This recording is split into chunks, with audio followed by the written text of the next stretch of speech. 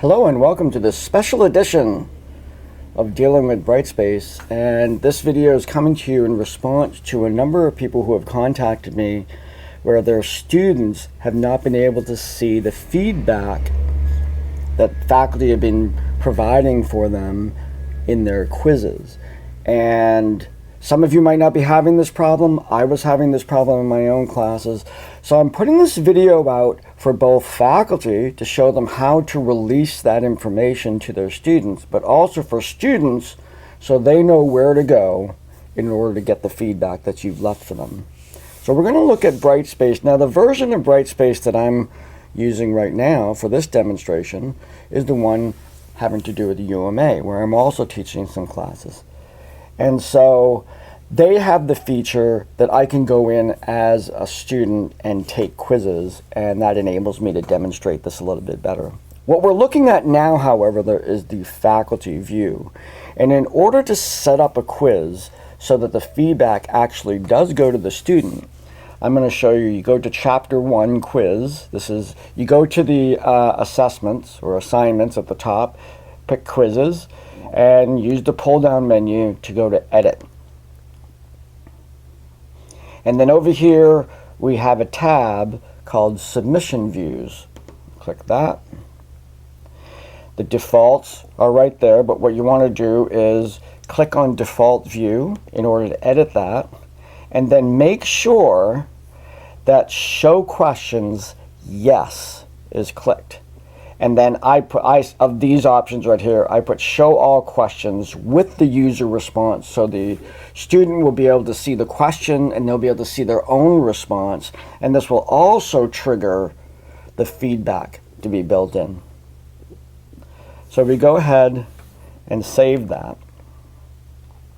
And now what I'm going to do is I'm going to switch to student mode. Now the faculty job is all done, but if I'm in here as a student, and here I am at the beginning of my class, and I know that I have feedback waiting for me for quiz number 1, I go to assessments, I go to quizzes, not to the grades, not to the grade book. And this is what's different from our previous systems. You could go to the grade book and you could view your submissions. Now you go to the quiz. Either you go to the assignments part at the top and find the list of quizzes, or if the quiz has been embedded in the content section where you originally accessed it, you can also go there.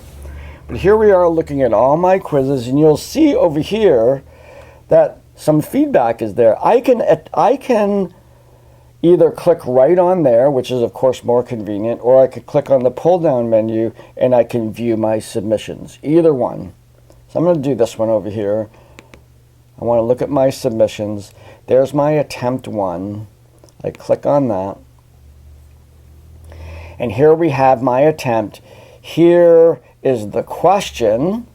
Here is my answer. And here is the feedback from the instructor.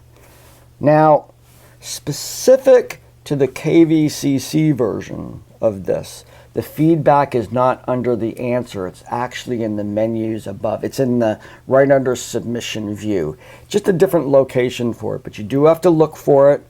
So in order to get feedback on your quizzes, first your instructor needs to release the question in that submission view. And then when you as the student are ready to see your feedback, and please do, whether you get 100 or not, this is our way to tell you about how well you did on the quiz, and it's also our way to provide you with correction and what you can do next time. But what you need to do is either go into your content section where you took the quiz, or go up to that assignments, go to quizzes, do the little pull down, or you'll see the submissions over there, and you should see each one. If there's multiple submissions, you should be able to see each one, and then look for your feedback. Make sure you do that.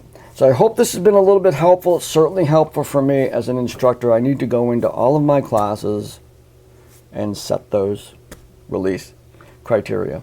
And that's what I'll be doing today. So have a great time.